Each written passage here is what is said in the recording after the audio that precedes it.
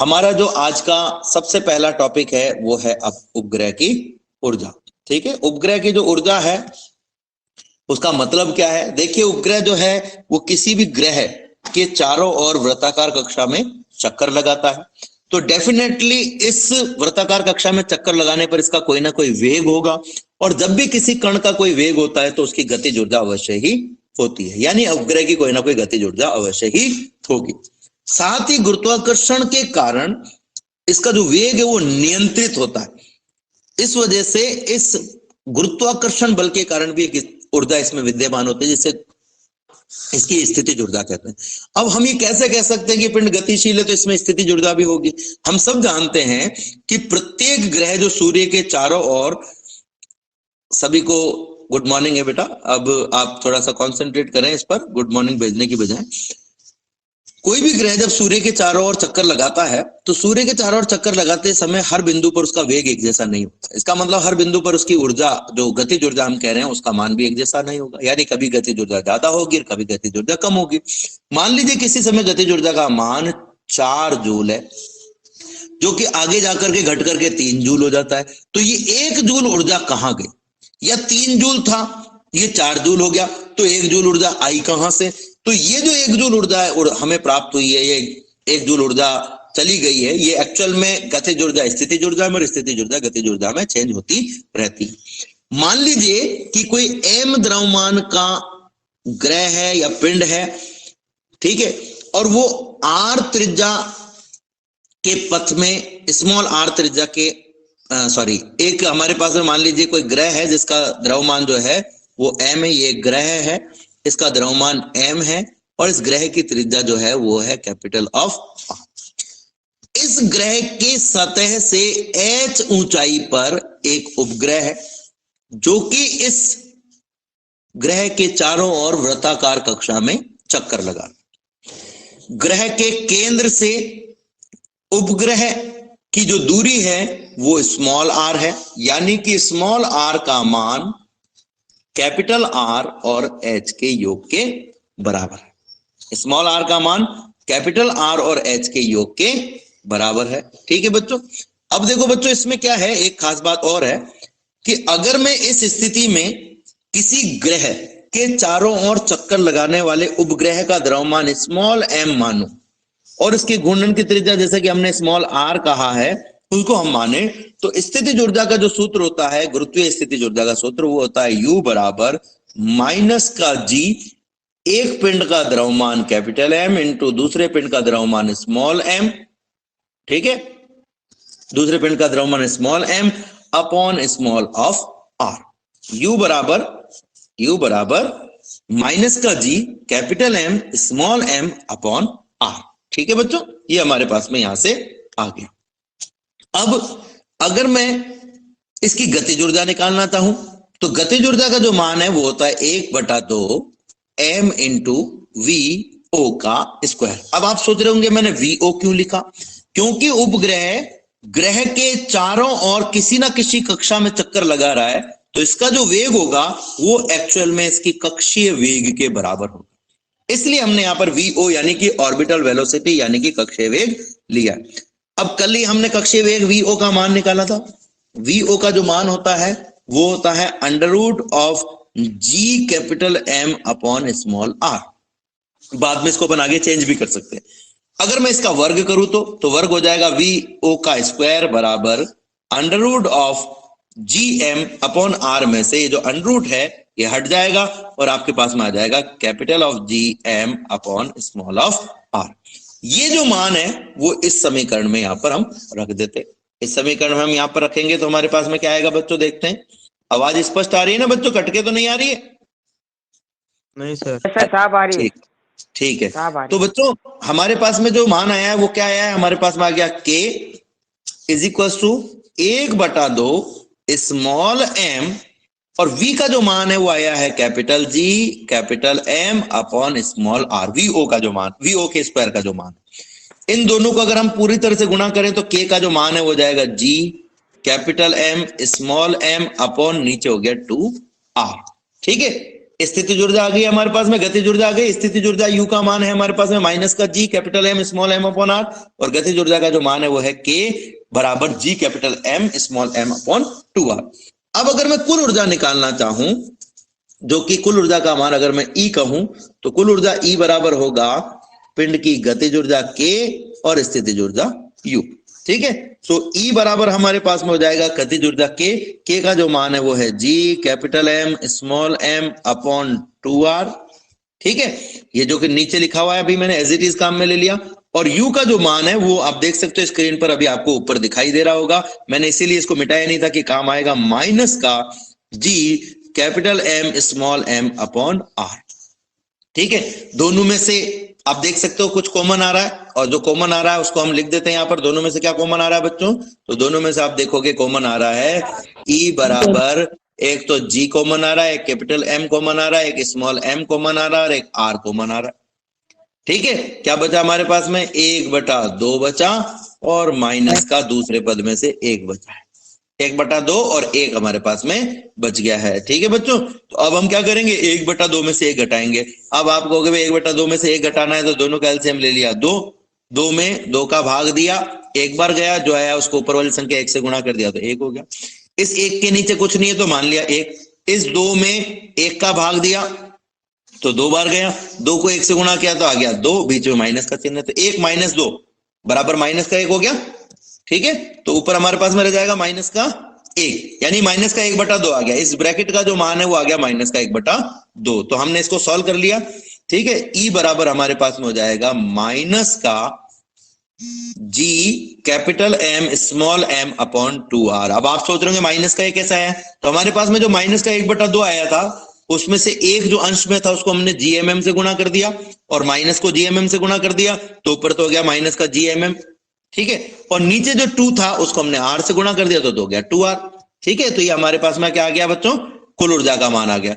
अब अगर आप ध्यान से देखोगे तो हमने जो गतिज ऊर्जा है उसका मान लिखा था, गतिज ऊर्जा का मान लिखा था k बराबर g capital M small m upon 2r, और जो कुल ऊर्जा है उसका मान आया है E बराबर माइनस का G M M upon 2r। तो आप देख सकते हो अगर k के आगे में माइनस लगा देता तो E आ जाता मेरे पास में, यानी हम क्या कहेंगे कि जो E का मान है वो k के ऋणात्मक मान के बराबर होता है। ठीक है, जो k का जो मान है हमारे पास में, उसके आगे अगर माइनस लगा दें तो आपके पास में E का मान आ जाएगा, यानी E का जो मान है वो माइनस के बराबर होता है। अब इसी प्रकार से अगर मैं U का मान लिखना चाहता तो U बराबर होता हमारे पास में माइनस का G M M upon r। अब अगर मैं दोनों तरफ 2 से भाग दे दूं, यहां भी 2 से भाग दे दिया और यहां भी 2 से भाग दे दिया, तो आप देखोगे जो संख्या हमारे पास में आई है अब, वो संख्या किसके बराबर है? E के बराबर है। जो E का मान है वो अब आ गया हमारे पास में, यानी हम क्या कहेंगे कि जो E का मान है वो U/2 के बराबर। U/2 का जो मान आएगा, ये U/2 का जो भी मान आ रहा है वही E का मान आ रहा है, तो यानी U/2 हो गया। यानी कुल ऊर्जा स्थितिज ऊर्जा की आधी होती है, नंबर 1 बात।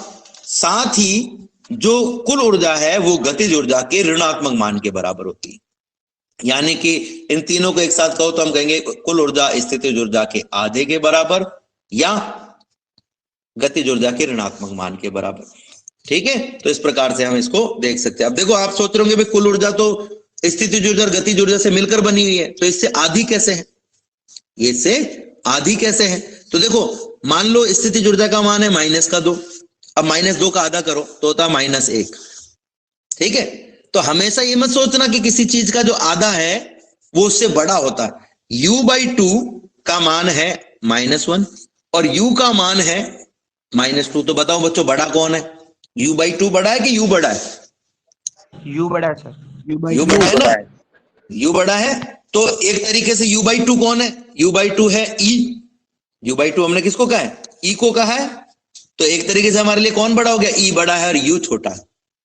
समझ में आ गई बात? तो दिखने में ऐसा लग रहा है कि कुल ऊर्जा स्थितिज ऊर्जा की आधी है, लेकिन आधी होने का मतलब ये नहीं है कि इससे छोटी है। आधी होने का मतलब ये इससे छोटी नहीं है, ये इससे बड़ी है। ठीक है, क्योंकि ये संख्या ऋणात्मक और ऋणात्मक में जो भी हमारे कॉन्सेप्ट है वो थोड़े से उलट जाते हैं। ऋणात्मक में जो संख्या बड़ी होती है उसको हम छोटी कहते हैं। जैसे -2 और -3 में से -3 को छोटा कहेंगे, जबकि 3 बड़ा है और 2 छोटा है, लेकिन माइनस लगते ही 2 बड़ा हो गया और 3 छोटा हो गया। ठीक है, तो ये जो ऊर्जा है वो हमारे पास में ऋणात्मक में आ रही थी, इसलिए अपने को ऐसा थोड़ा मान प्राप्त हो रहा है। ठीक है, अब नया जो टॉपिक है उसको समझने से पहले एक बार इसको रिवाइज कर लेते हैं। उपग्रह की स्थितिज ऊर्जा का सूत्र क्या होता है बच्चों? -GMM/r। अब ये कहां से आया? तो ये हमने पहले निकाला हुआ है। ठीक है ना, आप चाहो तो इसमें एक काम और कर सकते हो। u का मान हमने निकाला -GMM/r। इस r को हटा के लिख दीजिए r+h। जहां पर भी स्मॉल आर आया है उसको हटा करके r+h लिख दीजिए। तो ये काम भी अपन यहां पर कर सकते हैं। ठीक है, हर जगह ऐसा कर सकते हो। इसी प्रकार से गतिज ऊर्जा का मान है 1/2 mv²।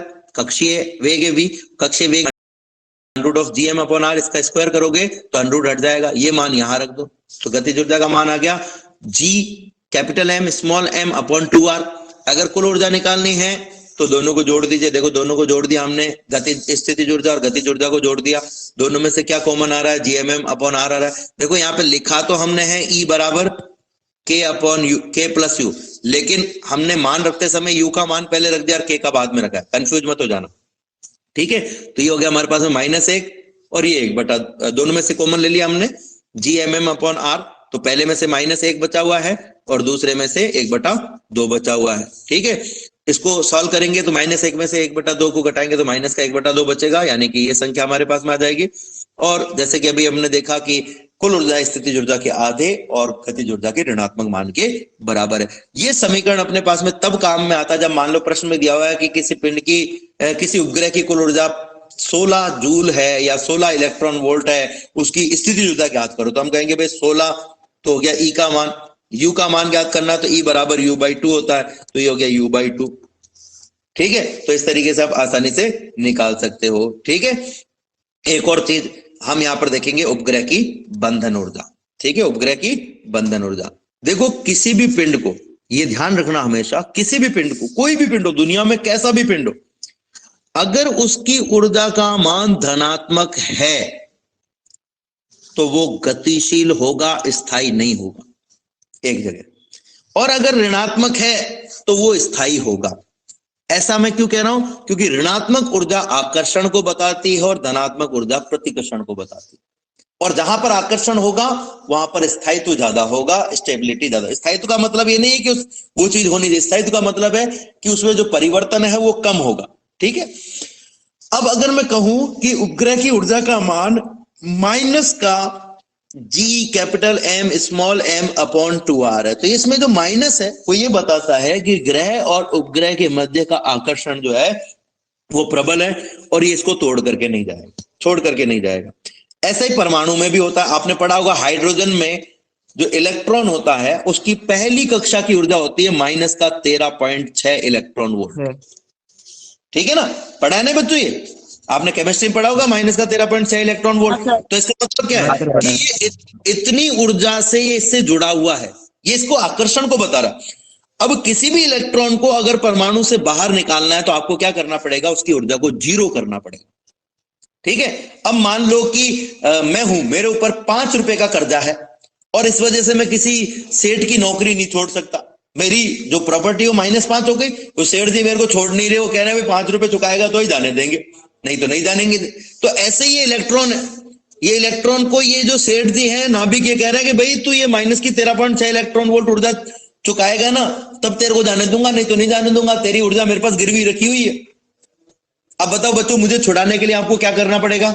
अगर आप मान लो मेरे को छुड़ाना चाहते हो सेठ जी से, मैं उसके वहां नौकरी नहीं करूं, हालांकि आपका मन तो ये कह रहा होगा कि मत ही छुड़ाओ, नहीं तो हमको पढ़ाने शुरू हो जाएगा फिर वापस। लेकिन मान लो कि आप मुझसे इतना स्नेह करते हो कि आप मुझे उनसे छुड़ाना चाहते हो, तो क्या करोगे बच्चों? ऊर्जा देंगे, सेठ जी को 5 रुपए दे दोगे कि लो भाई सेठ जी हमारे सर को छोड़ दो, हमको तो पढ़ाई करनी है। ऐसे इस इलेक्ट्रॉन को छुड़ाना हो तो हम क्या कहेंगे कि भाई इसकी ऊर्जा 0 करनी है, इसको ऐसा करो प्लस की 13.6 इलेक्ट्रॉन वोल्ट ऊर्जा दे दो, तो माइनस और प्लस मिलकर के 0 हो जाएगा। इसी प्रकार से किसी उपग्रह को ग्रह के बंधन से, गुरुत्वाकर्षण से मुक्त कराने के लिए उसकी ऊर्जा को 0 करना पड़ता है। जैसे हमने पलायन वेग में भी देखा था कि किसी भी पिंड को अगर आपको गुरुत्वाकर्षण से बाहर भेजना है तो उसकी कुल ऊर्जा को 0 करना पड़ेगा। 0 होगी तो ही वो बाहर जाएगा, नहीं तो नहीं जाएगा। तो इसी प्रकार से हम क्या करें कि अगर हमको उपग्रह को बाहर निकालना है ग्रह के बंधन से, यानी हम कहें कि वह न्यूनतम ऊर्जा जिसे किसी उपग्रह को दिया जाए तो वो उस ग्रह के चारों ओर जिस कक्षा में चक्कर लगा रहा है उस कक्षा को छोड़ करके ग्रह के गुरुत्वाकर्षण क्षेत्र से बाहर चला जाए, यानी एक प्रकार से उपग्रह की पलायन ऊर्जा ज्ञात कर रहे हैं अपन। तो कितनी ऊर्जा देनी पड़ेगी? तो भाई ग्रह कितनी ऊर्जा से बंधा हुआ है? ग्रह जो है वो E बराबर माइनस का G capital M small m upon 2R ऊर्जा से बंधा हुआ है। इसको ऊर्जा देनी, इसको बाहर निकालना, तो इसकी कुल ऊर्जा को आपको क्या करना पड़ेगा? 0 करना पड़ेगा। तो प्लस में इतनी ही ऊर्जा हमें इसको देनी पड़ेगी। तो हम क्या कहेंगे? उपग्रह की बंधन ऊर्जा E बराबर माइनस का G mm अपॉन 2R है। अगर इसको बाहर निकालना है तो इतनी ही ऊर्जा हमें प्लस में देनी पड़ेगी, यानी कि जो उपग्रह की बंधन ऊर्जा होगी वो कितनी होगी? जितनी ऊर्जा उपग्रह की होती है उसका धनात्मक मान ही उसकी बंधन ऊर्जा के बराबर होता है। तो ये हमारे पास में इसकी बंधन ऊर्जा आ गई, उपग्रह की बंधन ऊर्जा। बच्चों समझ में आया कि नहीं आया दोनों टॉपिक, उपग्रह की कुल ऊर्जा वाला और बंधन ऊर्जा वाला? यस सर, आइए समझ में। आगे बढ़े, चलो आगे बढ़ते। देखो अब एक नया टॉपिक हम देखेंगे, भू-स्थायी उपग्रह। भू-स्थायी नाम से पता चल रहा है, जियो स्टेशनरी सैटेलाइट। भू-स्थायी, भू का मतलब पृथ्वी है, स्थायी है, ये पृथ्वी से जुड़ा हुआ है। स्थायी शब्द हम काम में ले रहे हैं, मतलब कुछ ना कुछ चीज इसमें स्थायी होनी चाहिए, और उपग्रह हम काम में ले रहे हैं यानी ग्रह के चारों ओर चक्कर लगा रहा है। तो हम क्या कहेंगे कि ऐसा उपग्रह जो पृथ्वी के किसी भाग से देखे जाने पर हमेशा एक ही जगह दिखाई दे, हमेशा एक ही जगह दिखाई दे, तो उसको हम क्या कहेंगे? उसको हम क्या कहेंगे? देखते क्या कहेंगे? चलो आप सबको डायरेक्टर बना देते हैं। आज आप सबको एक फिल्म बनानी है ना, और आपने कहा कि भाई मुझे फिल्म में एक ऐसा सीन रखना है जिसमें विलन आगे खड़ा हुआ है और या कोई आदमी आगे खड़ा हुआ है, उसका मुंह इस तरफ है, ठीक है? आपने पुरानी फिल्मों में भी ये सीन देखा होगा कि एक आदमी इसके पीछे खड़ा हुआ है, ठीक है? अब ये विलन जो है वो घूम घूम करके चारों तरफ देख रहा है कि मेरे आसपास में कोई है या नहीं है।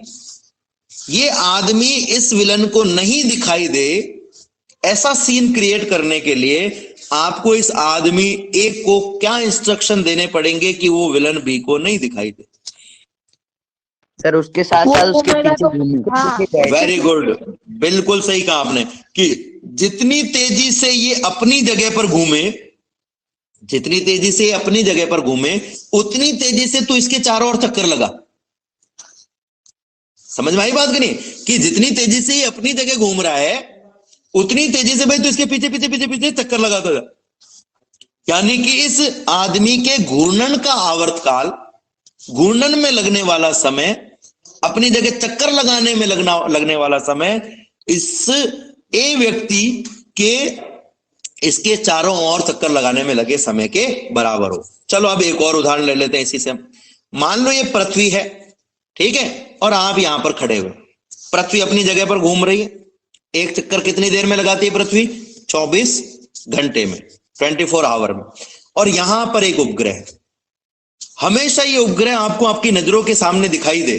इसके लिए जरूरी क्या है कि जितनी तेजी से पृथ्वी अपने अक्ष पर घूमे उतनी तेजी से उपग्रह भी इस पृथ्वी के चारों ओर घूमना चाहिए। यानी पृथ्वी के अपने अक्ष पर घूर्णन का आवर्तकाल इस उपग्रह की कक्षा में घूर्णन के आवर्तकाल के बराबर होना चाहिए। मतलब उपग्रह की कक्षा में परिक्रमा करने में लगा समय उतना ही होना चाहिए जितना पृथ्वी का अपने अक्ष पे घूर्णन करने में लगा समय, यानी 24 घंटे। तो हम क्या कहेंगे? वे उपग्रह, पृथ्वी के वे उपग्रह जो पृथ्वी के किसी भाग से देखे जाने पर प्रेक्षक को स्थायी दिखाई देते हैं उन्हें भू स्थायी उपग्रह या तुल्यकाली उपग्रह कहते हैं। ऐसे उपग्रहों का जो आवर्तकाल होता है वो 24 आवर होता है, 24 घंटे होता है। यानी 24 घंटे में पृथ्वी अपना चक्कर लगा रही है एक अपनी जगह पर, एक चक्रण 24 घंटे में पूरा कर रही है और ये परिक्रमा 24 घंटे में। देखो चक्रण और परिक्रमा दोनों में अंतर आ गया।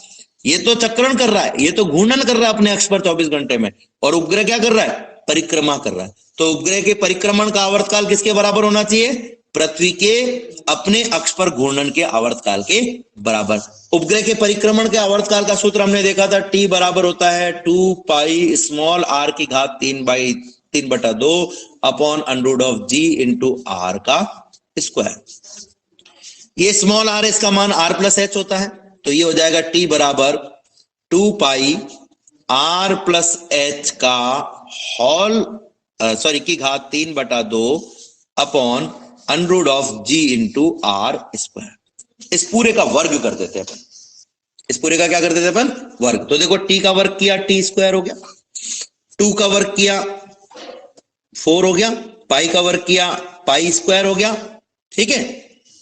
और इसका वर्ग किया तो जब किसी की पहले से कोई घात दी हुई हो, पहले से कोई घात दी हुई, ये कैसे आया हमारे पास में?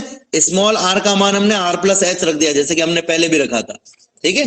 तो अगर किसी की घात पहले से दी हुई है, मान लो आपको दी हुई है r प्लस h की घात 2, ठीक है, और आपको इसका फिर से स्क्वायर करना है, ठीक है, तो घात के ऊपर एक तरीके से आप क्या कर रहे हो? घात लगा। घात के ऊपर घात लगाओगे तो दोनों घातें क्या होंगी? गुणा हो जाएंगे। तो ऐसे ही हमें यहां पर देखो क्या करना है, हमें इस r प्लस h की घात 3/2 है, इसका स्क्वायर करना है, यानी 3/2 घात के ऊपर हमें और घात लगानी है। ये इसकी घात 3/2 है और इसके ऊपर हमें स्क्वायर करना है, यानी घात के ऊपर घात लगानी है। 3/2 का मतलब होता है 1.5, 1.5 को 2 से गुणा कर लो तो कितना आ जाएगा? 3 आ जाएगा। तो हमारे पास में क्या होगा? इसका वर्क करेंगे तो ये हो जाएगा r प्लस, ये तो आप तो गणित के छात्र हो, आपके लिए तो वैसे भी ये बहुत इजी चीज है वर्ग करना, का क्यूब, और नीचे क्या हो गया? नीचे वर्ग करेंगे तो अंडरूट हट जाएगा, तो ये हो जाएगा g इंटू r का स्क्वायर, ठीक है। ये हमारे पास में टी स्क्वायर का मान आ गया। अब हम क्या कर रहे हैं यहाँ पर? अब हम करेंगे यहाँ पर पक्षांतरण। पक्षांतरण इस जी आर स्क्वायर को इधर लेकर के आएंगे, तो हमारे पास में क्या हो जाएगा? T square into G into R का स्क्वायर बराबर 4 इंटू पाई का square into R plus H का क्यूब, ठीक है। हम क्या कर देते हैं बच्चों, यहां से हम इस 4 पाई आर स्क्वायर को नीचे ले जाते हैं, तो क्या रह जाएगा आपके पास में? आर प्लस एच का क्यूब। एक तरफ तो ये रह गया आर प्लस एच का क्यूब, और दूसरी तरफ क्या आ जाएगा? दूसरी तरफ एक तो जी है, एक टी का स्क्वायर है, एक आर का स्क्वायर है, ये तो ऑलरेडी है, और ये 4 पाई आर स्क्वायर, ये और नीचे चला गया, तो ये 4 पाई आर स्क्वायर। हमने क्या किया? केवल लेफ्ट की राशि को राइट में लिख दिया, राइट की राशि को लेफ्ट में, और अगर उल्टा भी लिखना चाहो तो कोई फर्क नहीं पड़ता। देखो यहां पर आपके पास में G into t square into are square, ये तो ऑलरेडी है, अपॉन नीचे आ गया 4 पाई का स्क्वायर बराबर क्या हो गया? आर प्लस एच का whole cube, R plus H का होल क्यूब, ठीक है। अब अगर मुझे आर प्लस एच का मान निकालना है तो क्या करना पड़ेगा? क्यूब है तो इसका क्या करना पड़ेगा? आपको घनमूल लेना पड़ेगा। इसका आपको क्या करना पड़ेगा? घनमूल लेना पड़ेगा। तो अपन इसका घनमूल ले लेते हैं। ये घनमूल ले लिया, तो घनमूल लिया तो G into t square into are square upon 4 pi का स्क्वायर, और इसका हो गया एक घनमूल। घनमूल का मतलब घात 1/3 बराबर हो गया आर प्लस एच। और अब इस आर को दूसरी तरफ ले जाओ तो आपके पास में क्या आ जाएगा बच्चों? लेफ्ट साइड में तो रह जाएगा ओनली एच, और राइट साइड में क्या आ जाएगा? जी रहेगा, टी स्क्वायर रहेगा, आर स्क्वायर रहेगा अपॉन 4 पाई का स्क्वायर रहेगा, और इस पूरे की घात 1/3, और ये आर और इधर आ गया तो माइनस का आर, और राइट में क्या रह गया? ओनली राइट में रह गया ओनली एच। इस एच को चाहो तो लेफ्ट में भी लिख सकते हो आप इस तरीके से, बराबर एच। तो एच की वैल्यू अपने पास में आ गई। एक बार फिर से समझ लेते हैं इसको, अपन पीडीएफ में ही समझ लेते हैं एक बार। हम सब जानते हैं टी का जो सूत्र होता है वो होता है परिक्रमण काल का, कल ही हमने निकाला था 2 पाई अपॉन आर की घात 3/2 upon under root of G into are square, ठीक है। ये स्मॉल आर का मान अगर हम रख दें, आर प्लस एच होता है, ये रख दिया हमने आर प्लस एच, तो हमारे पास में आ गया 2 pi into R plus H की घात 3/2 under root of G into are square.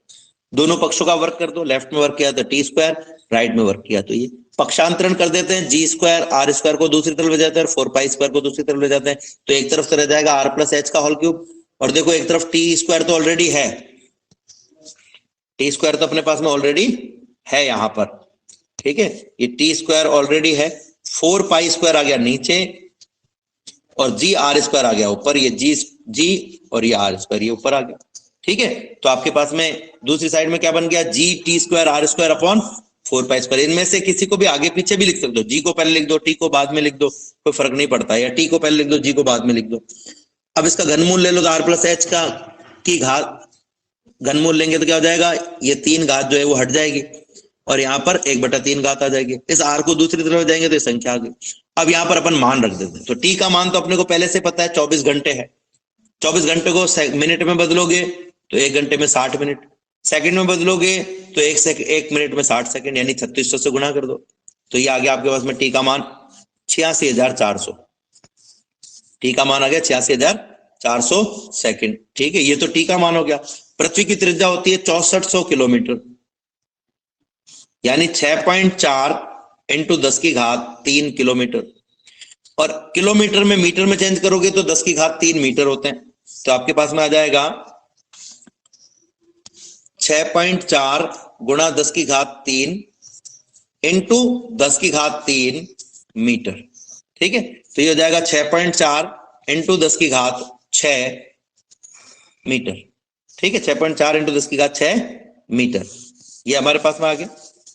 अब इसके अलावा अगर अपन देखें तो हमें और क्या चाहिए इसमें, जी का मान हमको पता है 9.8 होता है, पाई का मान हमको पता है 3.4 होता है। तो देखो ये सारे मान हमने रख दिए, टी का मान रख दिया हमने, यहाँ पर आर का मान रख दिया, जी का रख दिया, पाई का रख दिया, ये आर का रख दिया। इसको गुणा भाग करोगे तो एच का मान आएगा 36,000 किलोमीटर। यानी कि अगर हम 36,000 किलोमीटर की ऊंचाई पर, पृथ्वी के पृष्ठ से 36,000 किलोमीटर ऊंचाई पर अगर हम कोई उपग्रह स्थापित करें तो वो पृथ्वी के किसी भाग से देखे जाने पर स्थायी दिखाई देगा। ये तब माना हमने जब पृथ्वी को हमने गोलाकार माना, लेकिन पृथ्वी का आकार गोल नहीं है, इसलिए एग्जैक्टली ये 36,000 नहीं होता है मान, ये इससे थोड़ा सा कम ज्यादा भी हो सकता है। अब अगर हम इसका कोणीय वेग निकालना चाहें तो कोणीय वेग ओमेगा बराबर होता है 2 पाई बटा टी। टी का मान यहां पर रख दीजिए, ये रहा 86,400 सेकेंड, 2 की जगह 2 और पाई की जगह 3.14, तो ओमेगा का मान आ जाएगा 7.3 इंटू 10 की घात 5 रेडियन प्रति सेकंड।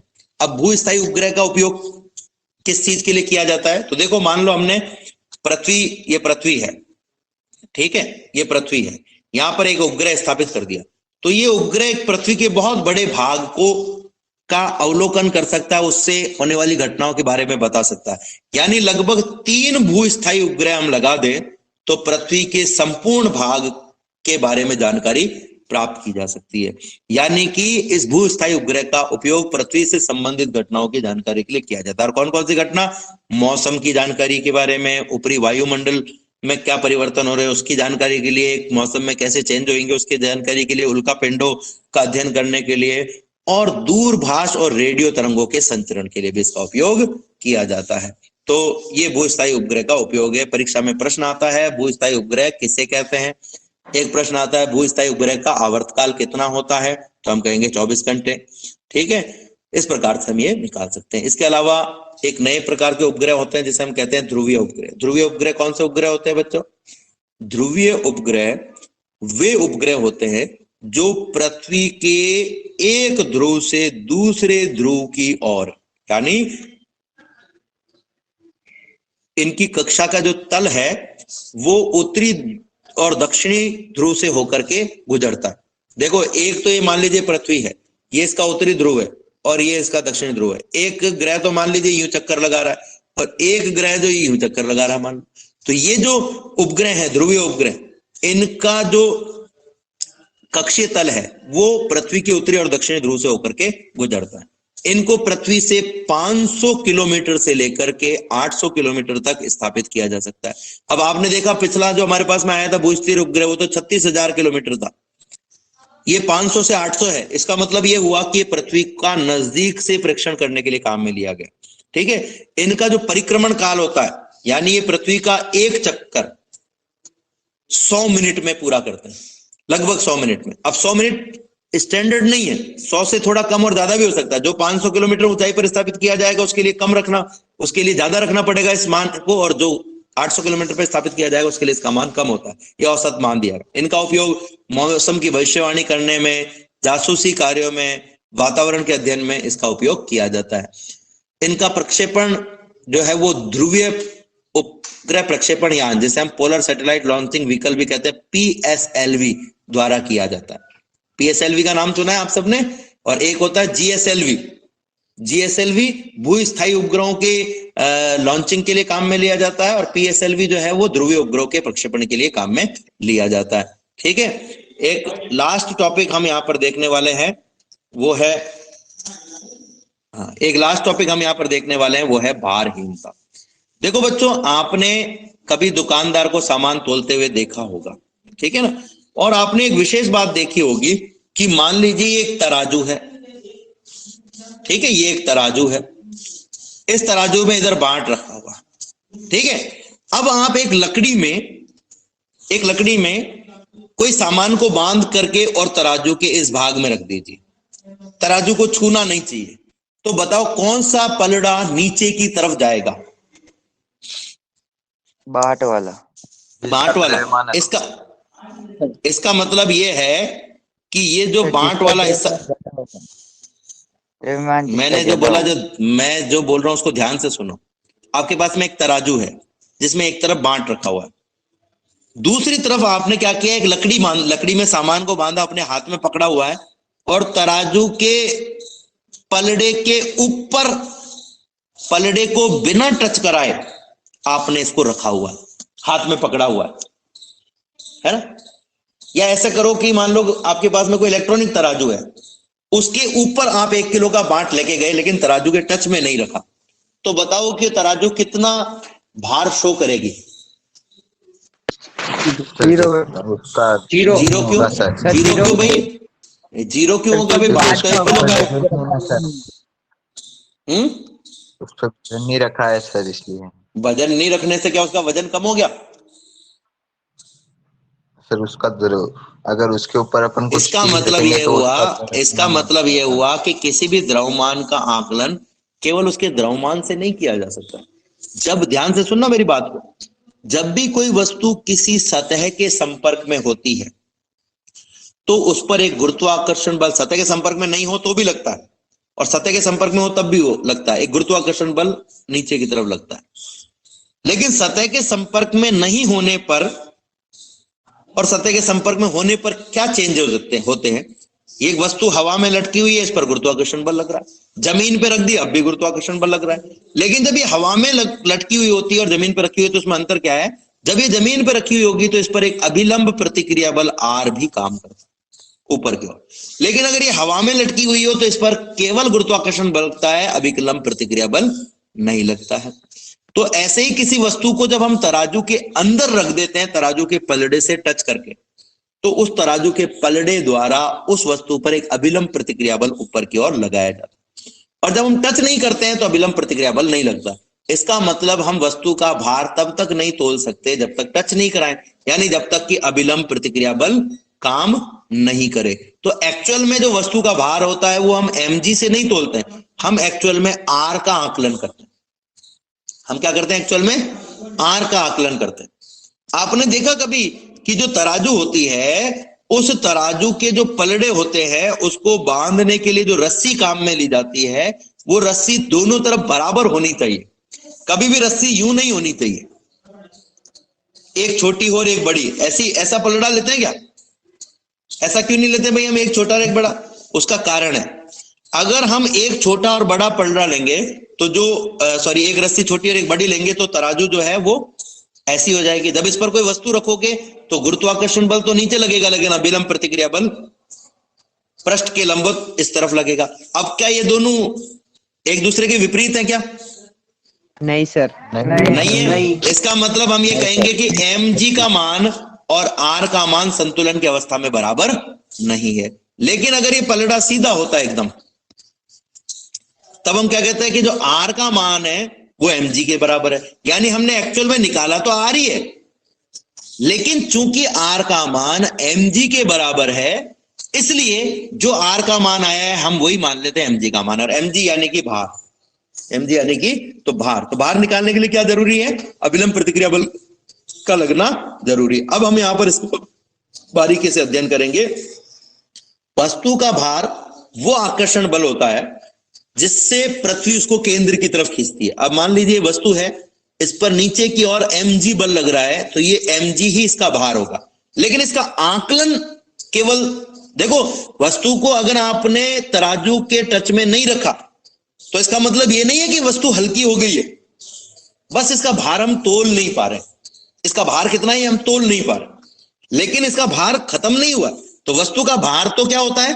किसी वस्तु पर लगने वाला गुरुत्वाकर्षण बल ही उस वस्तु का भार होता है। लेकिन इसका आकलन आप तभी कर सकते हो जब ये किसी सतह के संपर्क में हो। यानी जब तक ये किसी सतह के संपर्क में नहीं है, भार होते हुए भी ये भारहीन की तरह व्यवहार करती है। भार होते हुए भी हम उसका आकलन नहीं कर सकते, यानी ऐसा लगेगा हमारे लिए कि इसके लिए इसका भार कितना है? 0 है। तो जब वस्तु पृथ्वी के सापेक्ष स्थिर अवस्था में होती है तो उसका जो भार है वो गुरुत्व बल के बराबर होता है। तो हम पहले ही कह चुके हैं। इस बल का एहसास हमें कब होता है? मैंने पहले अभी आपको कहा कि जब इस पर एक प्रतिक्रिया बल कार्य करेगा, यानी जब भी भार के विपरीत दिशा में कोई बल कार्य करेगा तो ही इस भार का अनुभव होता है, अन्यथा ये भार का अनुभव नहीं किया जा सकता। यानी हमारे लिए एक तरीके से भारहीन है। अब जैसे एक और उदाहरण ले रहा हूं कि आपके सर पे मैं 10 किलो का आटे का कट्टा रख देता हूं, आपको वजन महसूस होगा बच्चों? बिल्कुल होगा। अब मान लो कि कोई छत पर 10 किलो का आटे का कट्टा आपके सर के ठीक ऊपर लेके खड़ा हुआ है और आप जमीन पे खड़े हुए नीचे, यानी आपके सर के टच नहीं हो रहा वो आटे का कट्टा, तो क्या अब आपको भार अनुभव होगा? नहीं होगा। नहीं सर। पर क्या उस आटे के कट्टे का भार खत्म हो गया? नहीं हुआ सर। तो उस आटे के कट्टे का वजन किसको महसूस होगा बच्चों? उसको महसूस होगा जिसके संपर्क में ये है। उसको उठा रखा है। ठीक है ना? यानी का अनुभव हमें तब होता है जब उस पर कोई प्रतिरोधी बल कार्य करता है। जब तक प्रतिरोधी बल कार्य नहीं करेगा, भार का अनुभव नहीं होता। भार होता है लेकिन अनुभव नहीं होता है। इस अवस्था को भारहीनता की अवस्था कहते हैं। ठीक है। अब भारहीनता की अवस्था कब कब हो सकती है? जब किसी वस्तु को मुक्त रूप से नीचे गिराया जाता है, तो जब तक ये हवा में होती है तब तक इसके भार का अनुभव नहीं किया जा सकता। इसलिए इसे हम भारहीनता की स्थिति कहते हैं। आपने भी देखा होगा कि जैसे ही जमीन पे हम किसी ऊंचाई से जब कूद रहे हैं तो जब तक हवा में रहते हैं तब तक हमें कोई इफेक्ट नहीं पड़ता, लेकिन जैसे जमीन पर हम कूदते हैं तो हमारी मांसपेशियों में दबाव उत्पन्न होता है, क्योंकि अब हमारे भार के कारण जो बल है उस पर एक अभिलंब प्रतिक्रिया बल कार्य करना शुरू कर देता है और उसको हमारी मांसपेशियां झेल नहीं पाती हैं। इसलिए हमारे पांवों में नीचे कूदते समय वाइब्रेशन होता है। ठीक है। एक चीज, जब कोई उपग्रह पृथ्वी के चारों ओर चक्कर लगाता है तब भी उस पर रखी हुई वस्तु जो होती है वो भारहीनता की स्थिति में होती है। इसके अलावा गुरुत्वीय क्षेत्र के बाहर अगर कोई वस्तु है, गुरुत्वीय क्षेत्र के बाहर कोई वस्तु है, यानी उस पर कोई गुरुत्वाकर्षण बल नहीं लग रहा है, तो भी ये भारहीनता की स्थिति में होगी। अब उपग्रह भारहीनता की स्थिति में होता है, इस बात को अपन कैसे सिद्ध कर सकते हैं? तो हम इस बात को सिद्ध करेंगे इस चीज से कि जो उपग्रह है, मान लीजिए पृथ्वी के चारों ओर चक्कर लगा रहा है। ठीक है। पृथ्वी का जो गुरुत्वाकर्षण बल है उसका मान हम सब जानते हैं कितना होता है? G capital M small m upon r²। ठीक है। ये उपग्रह है, ये पृथ्वी के चारों ओर चक्कर लगा रहा है। अब पृथ्वी के चारों ओर चक्कर लगा रहा है तो इसको चक्कर लगाने के लिए जो अभिकेंद्रीय बल प्राप्त होगा वो कहां से प्राप्त होगा? इस गुरुत्वाकर्षण बल से प्राप्त होगा। लेकिन जब कोई वस्तु में इस उपग्रह के ऊपर रखूंगा तो क्या होगा? ध्यान से समझना मेरी बात को, बहुत इंपॉर्टेंट बात है। मान लीजिए कि ये पृथ्वी है, ये पृथ्वी है और ये उपग्रह है जो इसके चारों ओर चक्कर लगा रहा है। इस उपग्रह के ऊपर कोई वस्तु रखी हुई है। जब उपग्रह चक्कर लगाएगा तो वस्तु भी घूमेगी, यानी जितना अभिकेंद्रीय बल इस उपग्रह का होगा उतना इस वस्तु का भी होगा। तो पृथ्वी के द्वारा या किसी ग्रह के द्वारा इस पर एक आकर्षण बल लग रहा है जिसको हम कहते हैं गुरुत्वाकर्षण बल, जिसका मान होता है G capital M small m upon r²। और इसके घूर्णन के कारण जो अभिकेंद्रीय बल है वो हमें इस गुरुत्वाकर्षण बल से ही प्राप्त हो रहा है, यानी ये गुरुत्वाकर्षण बल ही अभिकेंद्रीय बल की तरह कार्य कर रहा है। लेकिन इसके साथ साथ ये जो वस्तु इस उपग्रह पर रखी हुई है इस पर एक बल और कार्य कर रहा है, उपग्रह के संपर्क में होने के कारण अभिलंब प्रतिक्रिया बल R। तो अभिलंब प्रतिक्रिया बल R बाहर की तरफ काम कर रहा है और गुरुत्वाकर्षण बल अंदर की ओर कार्य कर रहा है। ठीक है, गुरुत्वाकर्षण बल अंदर की ओर कार्य कर रहा है और अभिलंब प्रतिक्रिया बल कहां कार्य कर रहा है? बाहर। इसको ऐसे समझ लीजिए, देखो ये पिंड रखा हुआ है, ये उपग्रह है, इस उपग्रह के ऊपर ये पिंड रखा हुआ है, तो ये टच में रखा हुआ है, तो इस पिंड पर एक तो गुरुत्वाकर्षण बल लग गया और एक लग गया इस पर अभिलंब प्रतिक्रिया बल। तो गुरुत्वाकर्षण बल तो हो गया Gm अपॉन R स्क्वायर और अभिलंब प्रतिक्रिया बल हो गया R। अगर मैं इसको धनात्मक मानूं और इसको ऋणात्मक मानूं, विपरीत है तो ऋणात्मक मानना पड़ेगा, तो इन दोनों का जो योग है वो किसके बराबर होगा? हमेशा जब भी कोई पिंड गति करता है तो उन सभी बलों का योग m इंटू ए के बराबर होता है, यानी Gm upon R square minus capital R का मान m इंटू ए के बराबर होगा। लेकिन चूंकि ये पिंड घूर्णन गति कर रहा है और घूर्णन गति में ए का जो मान होता है हम सब जानते हैं, ये तो हो गया G capital M small m upon R square minus capital of R बराबर, ये जो a है इस a का मान घूर्णन गति में v स्क्वायर अपॉन R के बराबर होता है, v स्क्वायर अपॉन R के बराबर होता है। अब ये v स्क्वायर क्या है? ये पिंड जो उपग्रह पर, ये पृथ्वी के चारों ओर जो उपग्रह चक्कर लगा रहा है, इस उपग्रह की सतह पर जो पिंड रखा हुआ है उसके कक्षीय वेग के बराबर। जितना इस उपग्रह का कक्षीय वेग होगा उतना इस पिंड का भी कक्षीय वेग होगा, क्योंकि इसके ऊपर ही, जैसे मान लीजिए आप अपने सर पर कोई बांट रख करके भागेंगे तो जितना वेग आपका होगा उतनी तेजी से बांट भी आगे बढ़ रहा है। ठीक है, तो इस पिंड का जो कक्षीय वेग होगा वो कितना होगा? जितना उपग्रह का होता है, उस हिसाब से हम निकाल सकते हैं उपग्रह का कक्षीय वेग कितना होता है, Gm अपॉन स्मॉल r। तो इसका भी कितना होगा? Gm अपॉन स्मॉल r का अंडर रूट। तो इसका भी कक्षीय वेग कितना होगा? Gm अपॉन स्मॉल r का अंडर रूट। ये यहां पर रख दीजिए, v स्क्वायर का मान यहां पर रख देते हैं हम। तो v का मान है हमारे पास में, ये तो हो गया G capital M small m upon R square minus capital of R बराबर, स्मॉल m पहले से है, R पहले से है, v स्क्वायर का मान रखना है। तो v का मान है, यहां लिख रहा हूं मैं, under root of Gm upon small r, v का मान है, तो v स्क्वायर का कितना होगा? अंडर रूट हट जाएगा, G capital M upon R। अब इसको सॉल्व करो, सॉल्व करेंगे तो आपके पास में राइट साइड में क्या आ जाएगा? आपके पास में राइट साइड में आ जाएगा G capital M small m upon R square minus R, और लेफ्ट साइड में आ जाएगा G तो पहले से ही है, कैपिटल M भी है, स्मॉल m भी है, और नीचे हो गया R इंटू R स्क्वायर। तो देखो Gmm अपॉन R स्क्वायर से Gmm upon R square cut गया, क्या बच गया बच्चों आपके पास में? Capital R। एक तरफ बच गया कैपिटल R ओनली और एक तरफ बच गया 0। माइनस का R बराबर 0 का होता है, R बराबर 0, यानी कि इस पर अभिलंब प्रतिक्रिया बल का मान 0 है, किसी प्रकार का कोई प्रतिक्रिया बल कार्य नहीं कर रहा है। और अगर प्रतिक्रिया बल कार्य नहीं करेगा तो ऐसी स्थिति में इस उपग्रह के ऊपर अगर हम तराजू ले जा करके और किसी पिंड को तोलना चाहेंगे तो उसका जो भार आएगा वो 0 हमें प्राप्त होगा। इसलिए किसी उपग्रह पर रखा हुआ जो पिंड होता है वो भारहीन पिंड की भांति व्यवहार करता है, या हम कहें कि वो ऐसे महसूस होता है जैसे उसका कोई भार है ही नहीं। तो उपग्रह के ऊपर रखे हुए पिंड में भारहीनता होती है। ठीक है बच्चों, तो ये चैप्टर हमारा यहाँ पर खत्म होता है।